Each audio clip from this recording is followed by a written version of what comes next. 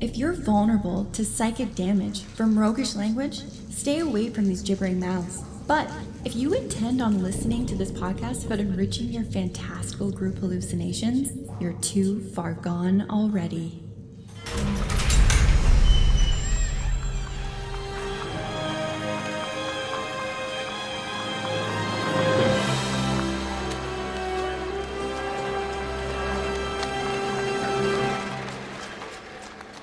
Your next game is going to be full of power dynamic mess-em-ups, and here's why. In this episode, we find some answers to how can we absorb everyone at the table into the social stakes of a scene? And what can the whole table do to give meaning to the characters that they encounter? And what simple concept can explode the roleplay that happens even between party members? Welcome to the Hook and Chance podcast. I'm Travis. And I'm his brother Jordan. Collaboration. It's a skill that is oft overlooked in our conversations about this collaborative role-playing hobby of ours.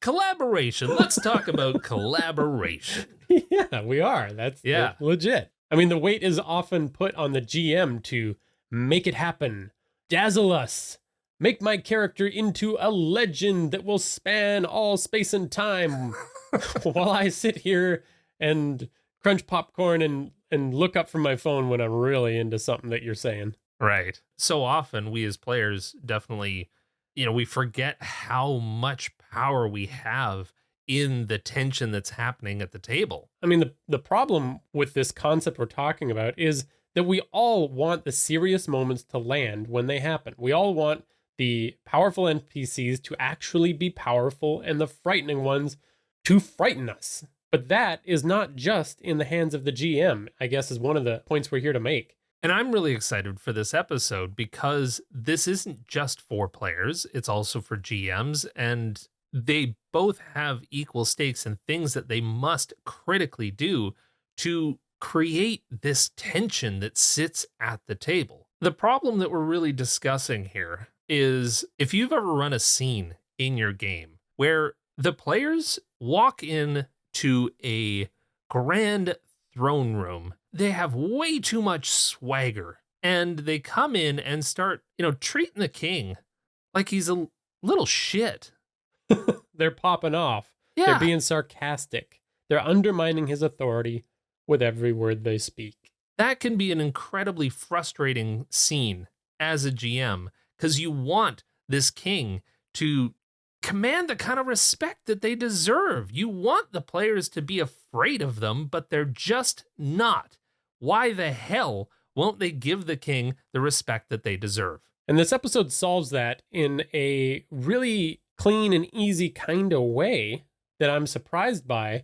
And it gets away from the only solution to that problem that you just described, Travis, being, execute, maim, send away and never let them return, because that all stops story. That all shifts things completely. But there's another way.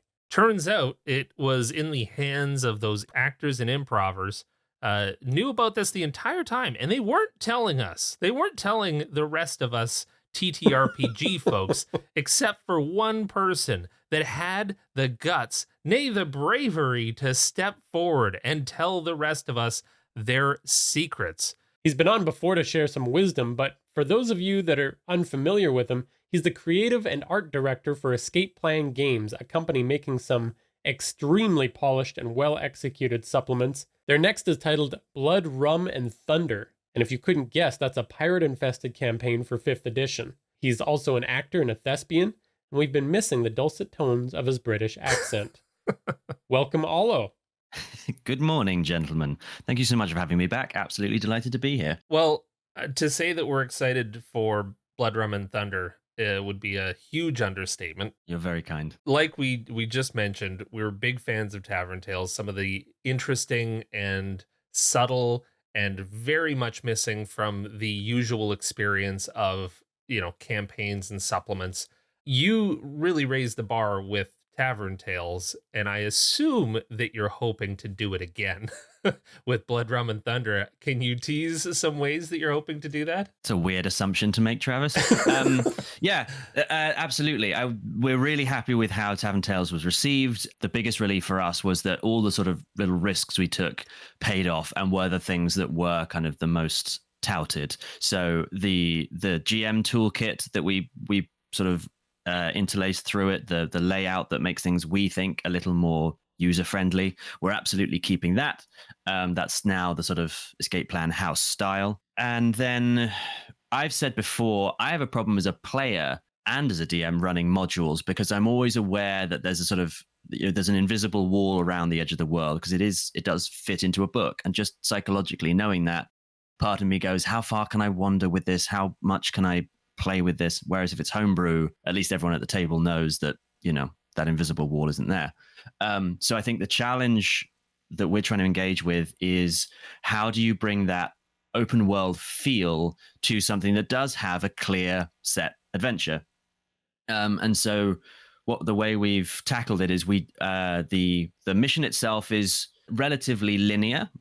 I hate the term. I think the word railroading is misused these days. It's a, the Lord of the Rings is a very straight line. In theory, stuff happens on the way. So we have a nice, clear adventure that people can really sink their teeth into.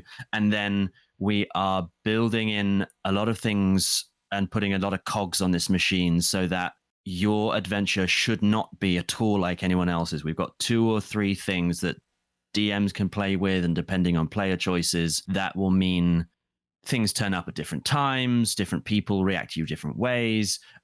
So we want to give it that feeling of your actions really do have consequences. You're not just on a roller coaster, but the DM doesn't have to do months and months and months of prep on their own. It is a book in a DM's hands is always a tool. It is a helpful thing, not just a, hey, look how good at writing we are product. If you want to do that, write a novel. If you're trying to write a 5e supplement, it's got to be accessible.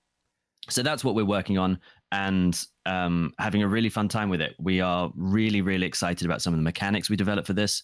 One of which is a player-controlled storytelling mechanic. And I don't want to go into too much more detail about that right now, but we have found a way that we are confident in to hand over a large portion of the world building quickly and easily to the players that I have never seen before.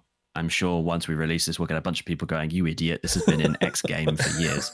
But for right now, we're really clever, and we've come up with a thing and that we really like, which I think will add to that sense of giving the players sort of some room to push that wall away and figure it out for themselves. I think that humility comes through in all of your work. You recognize that you're there not as the central focus of somebody's world and campaign, and I'm going to give you all these details that you have to adhere to, otherwise the story doesn't work. But hey, we're going to give you a tool set for you, the GM, who is, and your players at the table are the central focus, to allow tables to do their own thing without having to adhere to this really rigorous story is absolutely amazing. And it's what I have always looked for in campaign books, because the reality is that I throw out 80% of it because I'm trying to adapt it. And so to hear that you guys have acknowledged that, embraced it. You've created something that I'm very excited to use, because as soon as the party does something surprising, I don't have to start making it up. That's one of the biggest reasons I stopped using. I had to learn to homebrew because I couldn't do it any other way. So yeah, I'm excited for it from that perspective too. Yeah, we're aiming to have quite a chunky session 0 guide for this, so that everyone can get on board right from the get-go, and sort of expectations can be locked in, and some decisions will be made that affect things further down the road. And yeah, we think it'll be a lot of fun. That alone, like, how often have we seen a session 0 guide within a campaign module? Amazing. One more note on that supplement. In Tavern Tales, you guys focused a lot on the tavern being the home base, and you had some very cool details in there that kind of supported the party coming back and having it grow and change and become a real hub. I'm assuming you've got some very cool ideas for how that's going to happen in a pirate ship themed adventure. Yes, indeed. I think if you're running a pirate adventure and the ship is just flavor for the road between two towns on a land-based campaign, something's gone very wrong. So again, without going into too much details that might spoil things for players, the ship is going to be much more than just a vehicle. Part of that session 0 is going to be customizing and building the ship together, and we really do want it to be a floating home that grows and evolves and builds as the adventure does. Yeah, what do I feel like I want to say? I want to say so much. Suffice to say, there will be things going on with the ship that mean it is much more than just canvas and planks carrying you from one place to another. Very Amazing. exciting. We really want to build that, as you say, that base building aspect. Because, I mean, when you're at sea, that's your entire lifeline, right? You know, it's your space helmet. It's the one thing keeping you alive. So it's going to be absolutely crucial. If we get that wrong, then it's not worth it. But we've got some really good ideas, I think, and I think it's going to be very exciting. What excites me so much about that is just that your ship is your greatest superpower and also your biggest Achilles heel. Mm-hmm. And it really ups the stakes. Yeah. Having your floating home go with you that also sometimes takes pot shots from cannon fire. Like, yeah, so it's incredibly flammable. Yeah. And you need oil lamps to see. the stakes are through the roof. But Yeah. I know that we want to talk more about what you came here to talk about, which is adding more drama to scenes, to characters, to tables, driving on your thespian background. How have you seen status applied well to games? So just to talk about quickly what I'm talking about here, there's a term in performance, and I'll say right up top, all of this advice is obviously for a heavily role-played game. If that's not your bag, totally fine. But if you are looking for a richer role-playing world, I think this might be helpful to talk about. And it's not just D&D. Obviously, it's any role-playing game, but I'll talk about it mostly in terms of D&D because that's what I play the most. So status in performance, acting teachers will talk about two aspects of status. There's social status and there's personal status. You could sort of think about outer status and inner status. Outer status can be quite obvious. There's a king, there's a peasant. The king is higher up the ladder than the peasant is. Personal status, inner status, is how we carry ourselves as people. When someone walks into the room, are they hugging the wall? Are they standing up straight? Are they making eye contact? Are we sort of commanding a space? All of those things where we see people all the time, and everyone has their own internal status and is almost never one for one with your external. That relationship is a driving force of so much drama and clashes between status. Someone with a high internal but low external, and a high external but low internal. The clever servant and the idiot master is a dynamic that runs through everything. I mean, just it's been part of storytelling from time immemorial. It's commedia dell'arte, it's Shakespeare, it's the entire plot of Succession, which I don't say to put that down. It's one of my favorite TV shows of all time. But I think we can all safely say not much happens in Succession. It's a series of power plays and moves and a group of incredibly incompetent people who think they're very competent vying for a crown. When it comes to performance, that stuff gets locked in. It's in script, it's in performance.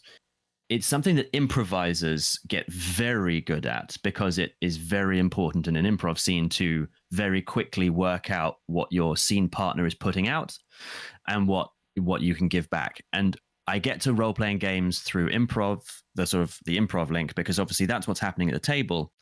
And the most important part of improving status is it relies on everyone else. You cannot force it. So the title of this episode, Let the King Be the King, comes from an acting adage. There are various versions of which you can't play a king It's everyone else who plays that you're the king. There's a case in point. The same person walks on the stage twice. First time, he walks into a room full of people and says, "Hello, everyone." No one acknowledges him. They keep talking. They mutter. They maybe glance over. He walks to a chair in the room and sits down. Compare that to exactly the same performance. The same man walks onto the same stage, same pace, same gait, same volume, says, "Hello, everyone." Suddenly, 15 of them drop to one knee. Silence rings out across the stage. Others flatten their clothes and hush their children. Someone brings a chair forward and he walks forward and sits down.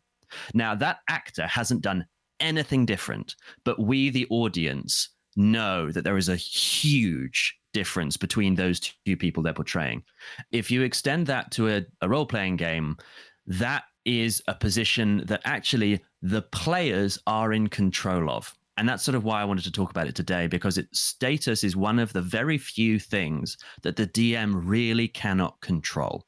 In the same way that people talk about, role-playing horror games, the players need to agree to be scared for a horror game to work. The same thing with status. Players have to agree to the game of status that the DM is hinting at in order for it to really land and be rich. If the players don't get on board with your mate Dave now doing a king voice being more important than your mate Dave doing the goblin voice in the cave, then the quality of the richness of the narrative just thins. It just becomes it all becomes the same. So that's a very long preamble to why I think this is worth talking about. And I think it's something that players would benefit from knowing about.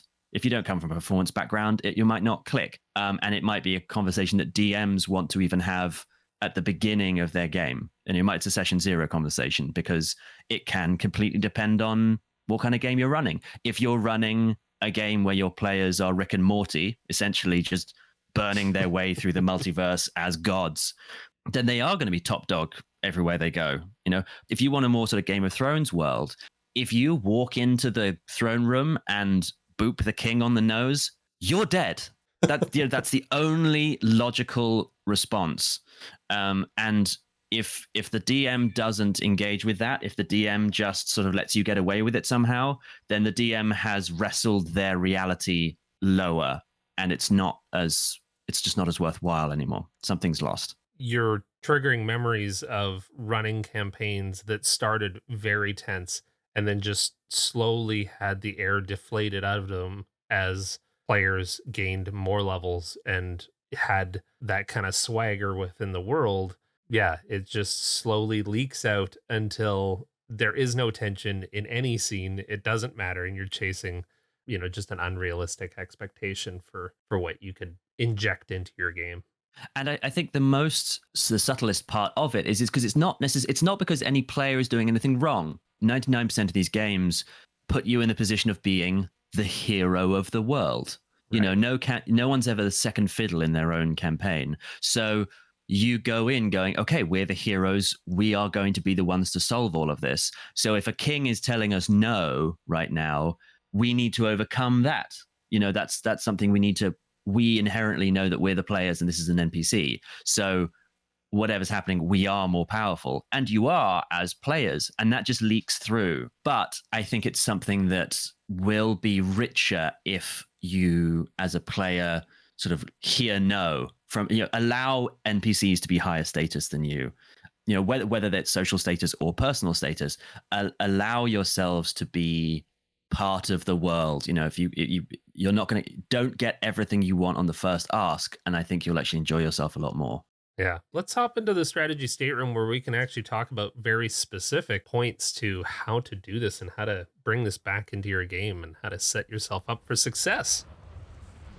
Stay alert in the strategy stateroom, where inventive and cunning tactics are crafted for when they're needed most.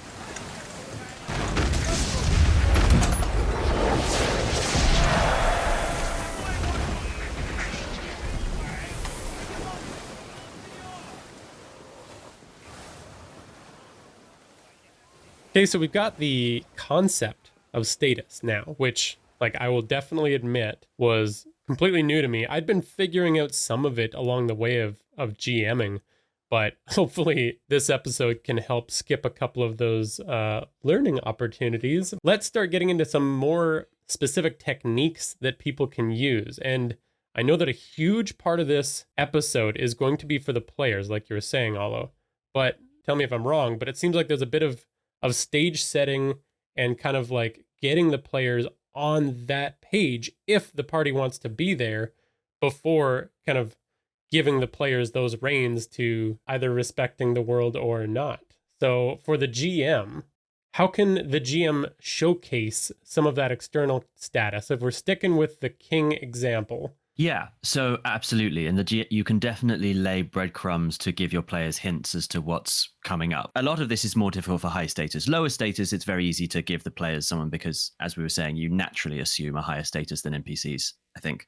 So if you know you have a king coming up that you want to truly be in charge of their own kingdom and that the players are not going to be able to just kick around, first things first, I think the easiest thing to do is have their name ring out for a while before you ever meet them. You know, if you're spending time in a new land, everyone is going to know, even if they've never seen or met them, everyone from the farm to the tavern to the guardhouse is going to know who's in charge somewhere. So have Lord Arandane's name be mentioned 4, 5, 6, 8 times before you ever get near him. You know, I think that's obviously that starts to bake in that there is one figure that everyone's aware of. And with that will obviously come opinions of that lord or lady. You know, is this ruler kind? Is this ruler beloved? Are they a hard ass? Do they have tax collectors everywhere you go? There's someone with the jeweled brooch of whatever, kicking in the door of someone who hasn't paid their taxes recently. You can this goes back to kind of what we were saying last time I was on about show don't tell. You can put that mood out there. The head of the snake controls the body, so whatever the body's doing will be indicative of how the ruler is running their show. I think other things, you can be very liberal with what might otherwise be behind insight checks. Feel free to tell people if they then end up meeting this person, how they comport themselves, how they carry themselves. What are the people around them doing? What are your gremlin NPCs who just sort of hover around this person? How are they behaving?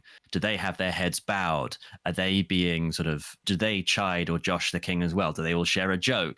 Are they eating in front of him, or are they stood silently with their hands clasped in front of them?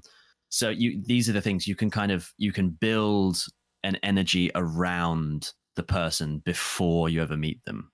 And it's interesting that, you mentioned Game of Thrones earlier. It just so happens that I'm currently rewatching through the series. One really tiny way that they do that throughout that entire series is anybody of any import has personal guards. And even the royal family members that don't get a lot of respect, even within the kingdom, don't have personal guards. They have a sellsword that they've hired because they don't get their own guard. So you right there, you're given so much information about where the power dynamics live within that entire experience just by the indication that they have 2 very well adorned royal guards behind them, and this person has none. But they're both rulers. Absolutely. It's a good point. Like, as an extension of the 20 guards around them, you're not going to be able to get near this a real ruler as strangers in a land until you've proven yourselves. So another thing the GM can do is don't have your I'm ribbing Skyrim today for some reason, I don't know why, but don't have your Baron sat behind one door in a chair, easily just available the second your guys walk into town. If your heroes walk into town and say, we want to see the Baron, the first guard they meet says, no, who are you? And then if they get past that, if they manage to convince that guard that there's something real going on, that guard goes and gets their captain, and they have to explain it to them. And then the captain goes and gets a minor, advisor at court who sort of says, okay, who are you? What do you want? No, the king's very busy. If you want to, he'll have time sometime next week.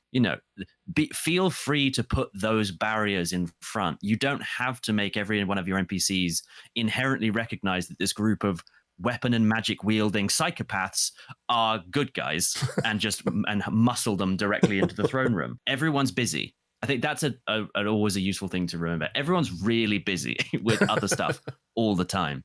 So if you want to go and see the king, you're going to have to jump through a lot of hoops. You won't have to jump through as many hoops to see the farmer down the road because he's just in his house.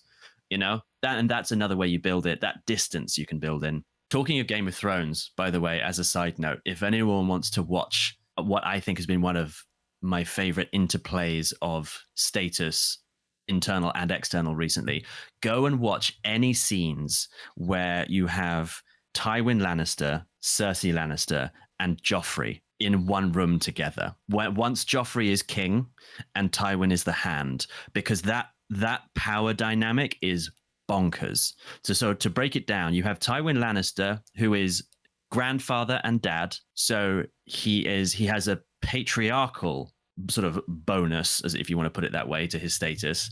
But he's an old man.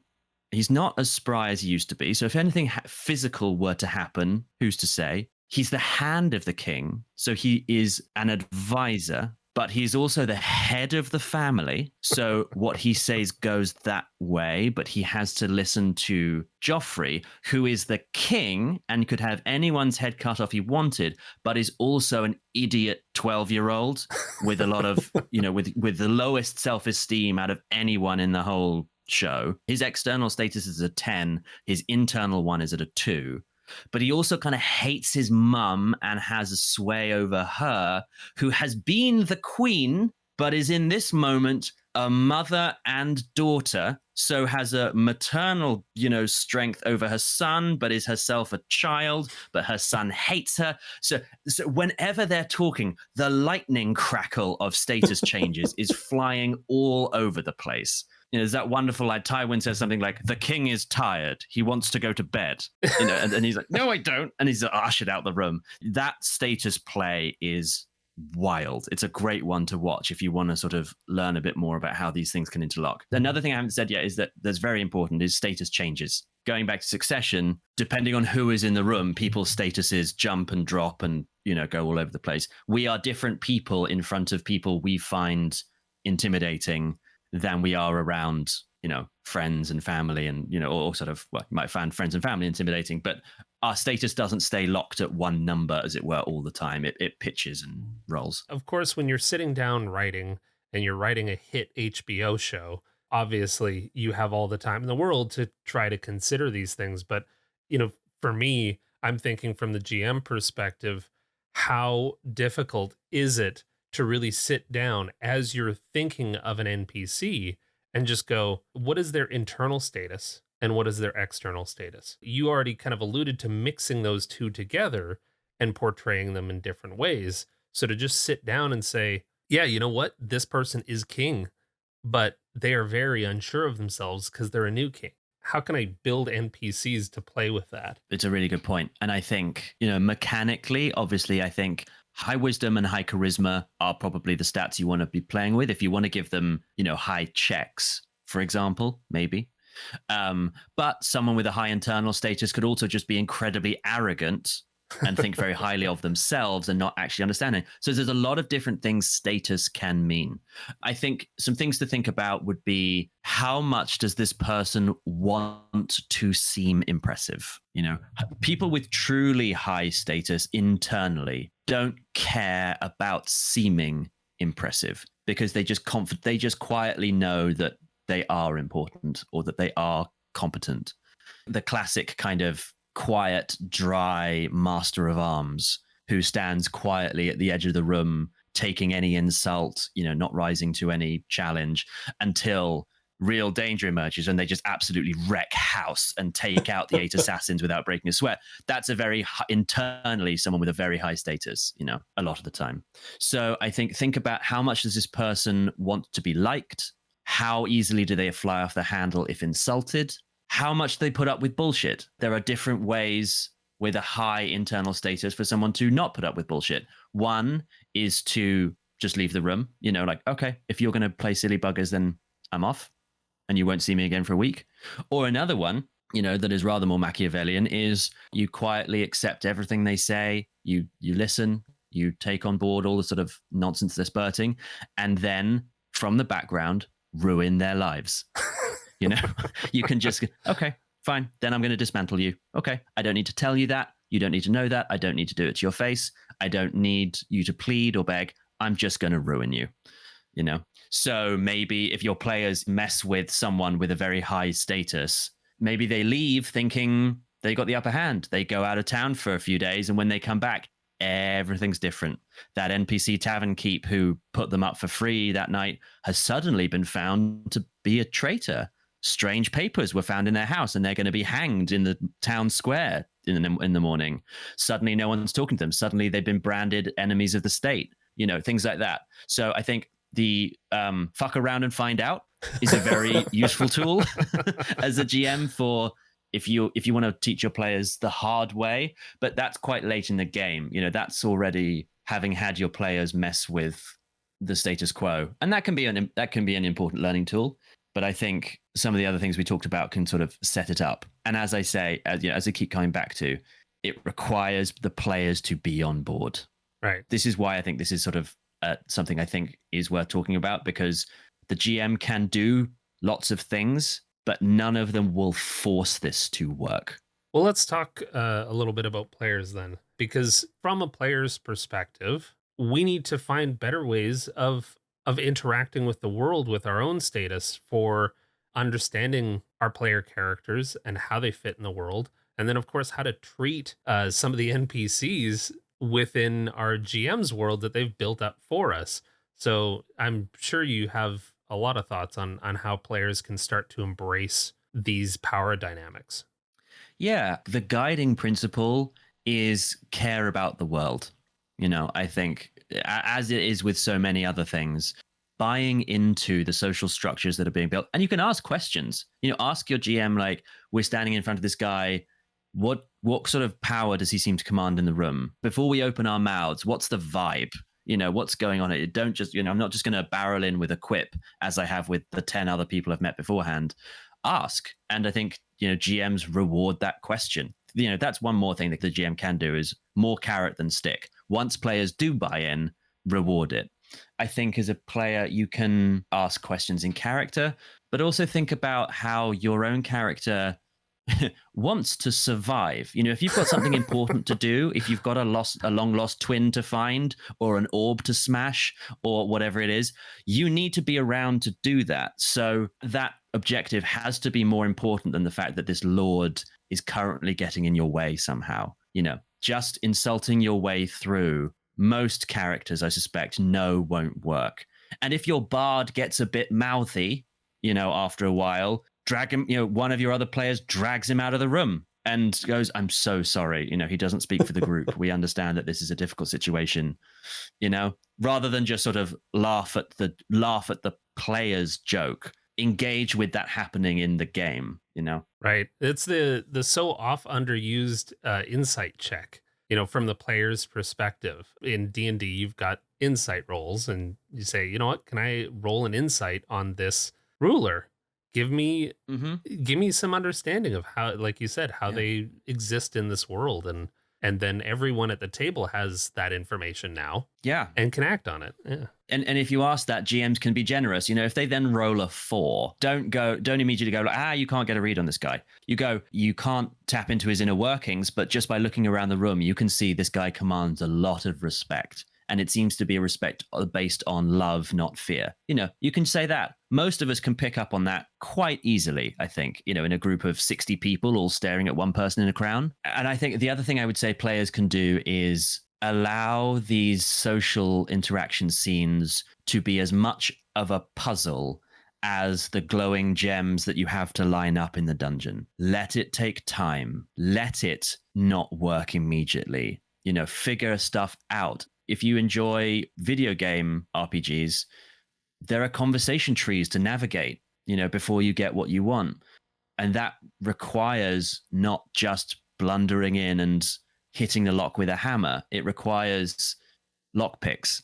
If what you want is so important to you, then enjoy the game. Enjoy the game of unpicking the lock of this conversation, this relationship. Build it over time. Say, listen, okay, we need to pass through your town. If you're not going to let us, what can we do for you? Well, now you mention it, there is a den of kobolds outside that yada, yada. You know what I mean? make offers.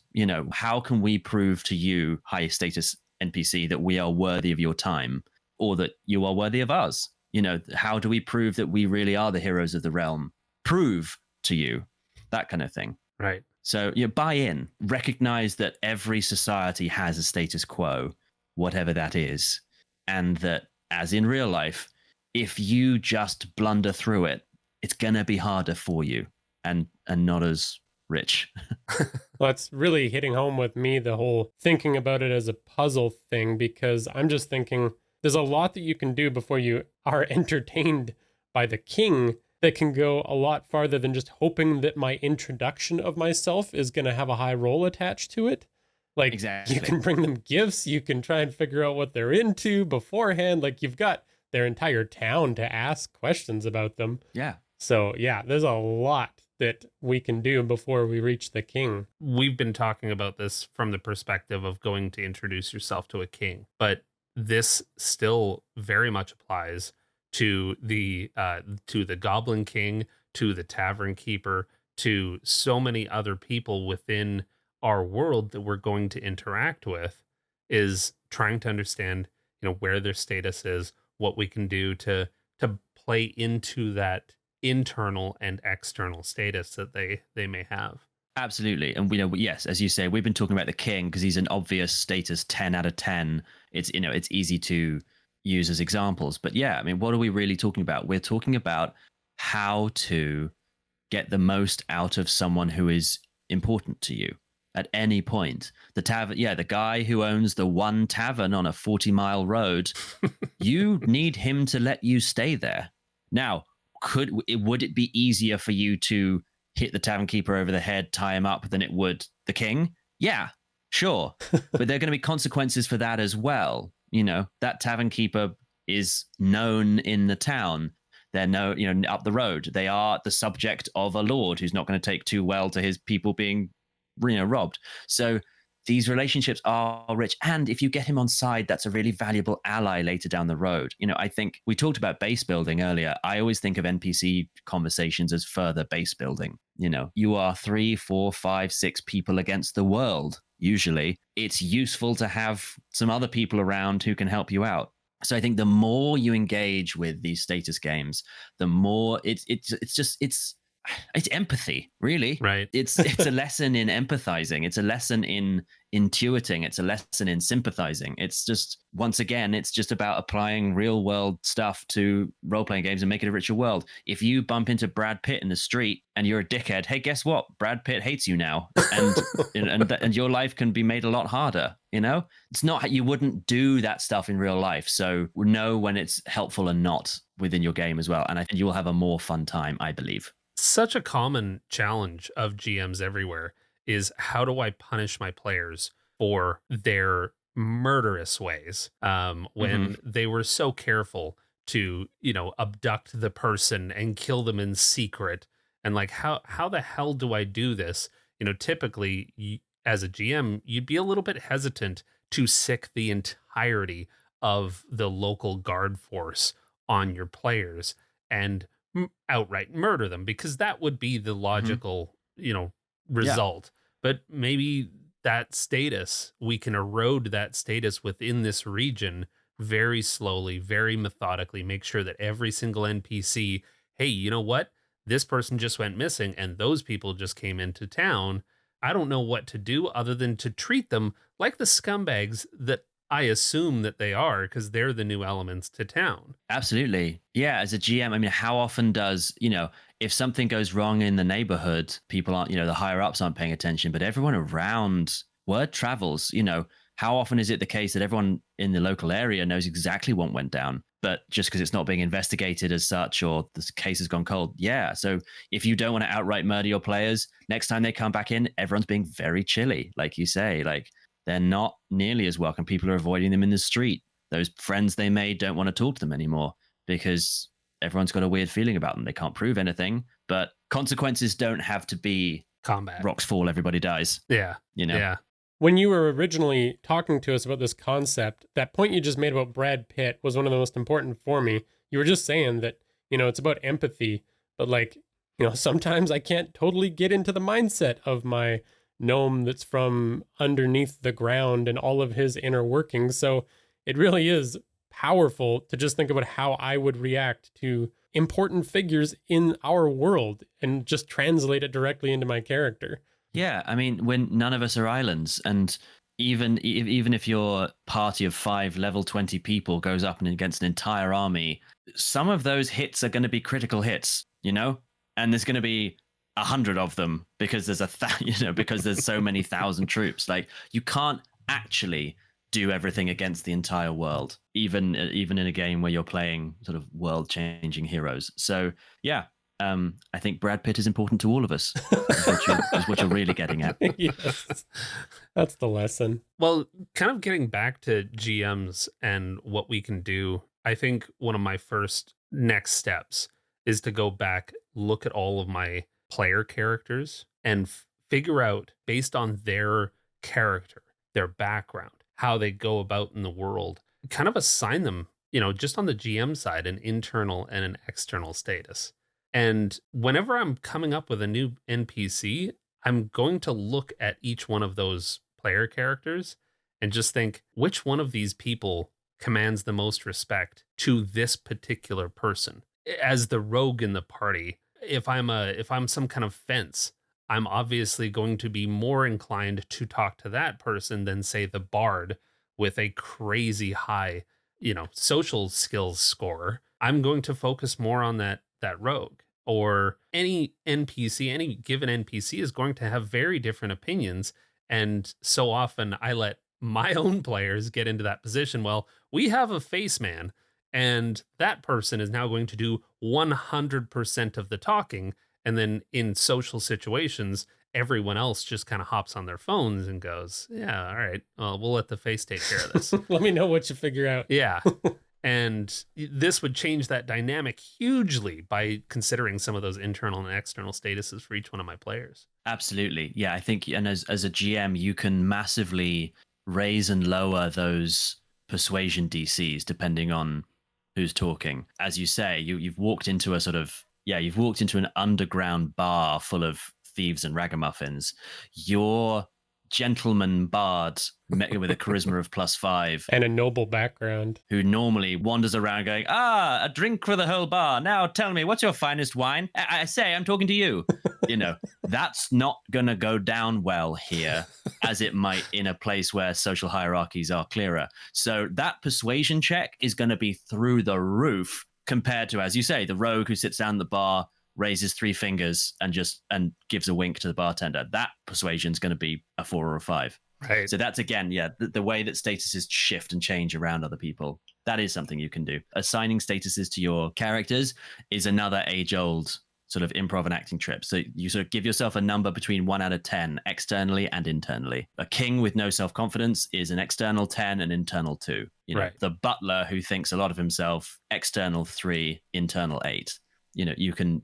It's a very quick measure you can give yourself to build that out. I think this is going on my GM screen tomorrow with the internal, external, and then just like a quick note on their background to just quickly scan that and say, oh, this is how this NPC is going to feel about literally everyone in the party. Like you said, this is an improv technique. This is designed to be used in the moment at a moment's notice. And so having that in front of me on my GM screen to reference is just going to be like, oh, I just made up Jartal the Bard, who is an NPC that I had to, come up with on the fly. But just as quickly, I can decide how they feel about every single member of the party. Having that out-of-game conversation with the party, with the players, to kind of get them on board with this concept, if this is new to everybody, I think if you wanted to, you could take it one step farther and kind of have them assess themselves in the context of the party. Like, we could really deepen the role play here with this one technique from improv. And connected to that is another thing, which is if your players, for whatever reason, come, particularly if it's a sort of, an NPC they've just bumped into that you don't necessarily need to be super powerful, let the players drive. If you describe this orc woodsman chopping wood outside his hut as you walk past, and one of your players is just like, I love him, for whatever reason. Let that be, don't then go, well, actually, I was thinking that he'd be a bit of a creep, and sort of kind of, pretty low status. Go with it. Let him be a shirt ripping Gaston, because the most powerful tool you have is player enthusiasm already. Right. Another improv thing. If you walk on stage and your scene partner immediately drops to one knee and goes, "My lord," you don't go, "No, I actually wasn't going to play a lord. I was just going to be Kevin from accounting." You just go, "Rise, my son." How many times have I told you, not in front of the guards?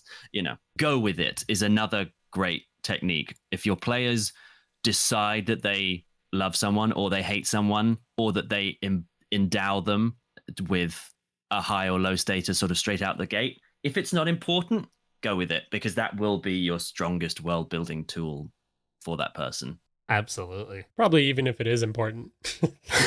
Again, going back to using campaigns, that's why those are the moments that I'm like, okay, and I don't know what else to do with this book. I'm going to start making it up. I think the most important thing that I'm going to do from this episode is sit down and have this conversation. See if everyone wants to get on board with this concept. I think it's going to add a lot to my game. Right, because if you don't have this conversation with your players, then the players do exactly what they should do and just default to the way that, games like D&D have been set up. If you are entering into a horror game or you're playing some kind of system that doesn't set you up to assume that you are the hero, you are cannon fodder in any kind of horror game. Like you're playing weak teens in some kind of horror game, like you mentioned, Ollo, but in D&D specifically, you are set up as the biggest badass that has ever walked these lands. And so unless you do have that conversation, the players are very right to just assume that is in fact their status. Yeah, it's baked into a lot of fantasy. It predates the games. Fellowship of the Ring would be a very different story if the moment that Merry, Pippin, and Sam burst in on the Council of the Ring when they're deciding what to do, they're immediately stabbed to death by elven guards for trespassing. That's a very different story. Suddenly, fantasy heroes do get a lot of leeway because they're the heroes. That's the point. They're charming, and we root for them, and they're the heroes of the realm. So it's a conversation worth having. Right. But I think with this huge sort of new interest in deep, rich, I say new, the sort of the latest, interest in deep, rich storytelling at RPG tables, I think it's a conversation that would help a lot of people. 100%. Well, thank you very much, Ollo. This has been just a tremendous conversation, and one that I know that has immediately created applications tomorrow to my playing style and how I GM and all of these other things. So this is one of those rare, like, hey, this something clicked and it can be applied immediately. So that's usually, we're always talking about, these overarching, really deep narrative kind of things that is so challenging to work in. So it's nice that this is so effortless, and really appreciate you bringing this to our attention. I'm delighted to be here. Always. I love this podcast, and I think it gives such great advice for everyone out there. So, absolutely honored to be invited back. Thank you, sir. You can find Ollo Clark and his work at eplangames.com. We are going to post the Kickstarter link. You can follow it. It's not a Kickstarter yet, but you can be aware of when it will be.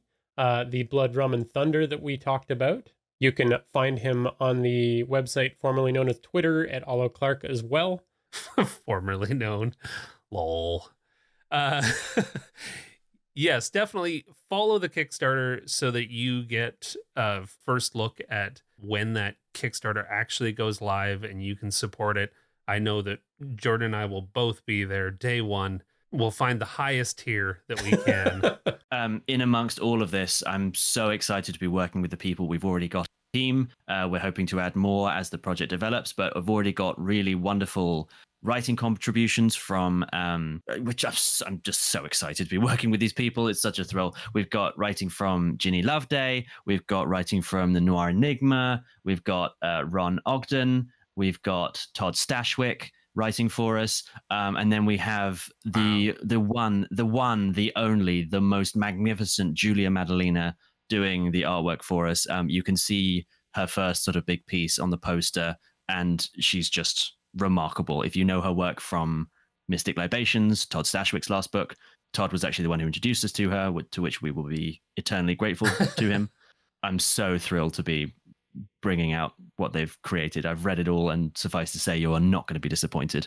You have another project coming from ePlan Games, though. Necromancers, you said it was called. Can you give us the pitch on that and rile us up? Yes. Yeah. We have a spooky Kickstarter coming to you that will be launching on Halloween. It is a deck building game called Necromancers. It's going to be available to play online and as a physical board game. It is beautiful. We've partnered with designer Caleb Nelson to make it, and it's absolutely stunning. I'm so excited for this one because I've had nothing to do with it. This is sort of I'm learning about it as much as anyone else. But it is a monster themed deck building game. You create monsters and pit them against your friends, and you duke it out with weird eldritch Frankenstein's monsters. And I think it's going to be an absolute blast. So that will be going live on Halloween. So check it out. That's perfect. Very cool. The art that we've seen for it is absolutely gorgeous. So it's so beautiful. I'm so excited for it. It just looks so goddamn good. Well, very excited for Blood, Rum, and Thunder. Thank you very much, Ollo, for joining us and sharing your nuggets of wisdom yet again from your acting background. And of course, really excited for your next book and your next project. Thank you also very much to our patrons: Inigo the Brave, Adam F., Alex R., Steve A., Sigma, Kaleidoscope, Skylar E., Sue Art, Blackthorn, First Law, Peacock Dreams, DM Thunderbum, Marley R., Time Warp, Dangerous Marmalade, No Ma'am, Michelle T., Adlerius, Chris F., The Senate, Lucas D., Lila G., the GM Tim, DM Natsky, Heavy Arms, Leprechaun, and Will HP. Thank you very much to Tabletop Audio for the sound effects that you heard in this episode. We're going to have everything that we mentioned in the show notes. You can find them at our website, hookandchance.com. And if you think this episode is worthy of sharing with your players so that they get it, that's a real subtle way of kind of sliding in this knowledge to your players. If you don't feel comfortable having the conversation, just recommend the episode. It helps us, it helps you, and everyone's happy in the end. You can join an awesome community of players and DMs on our Discord that are always creating really great nuggets of wisdom for DMing. Thanks for listening. And play Play great games. Great games.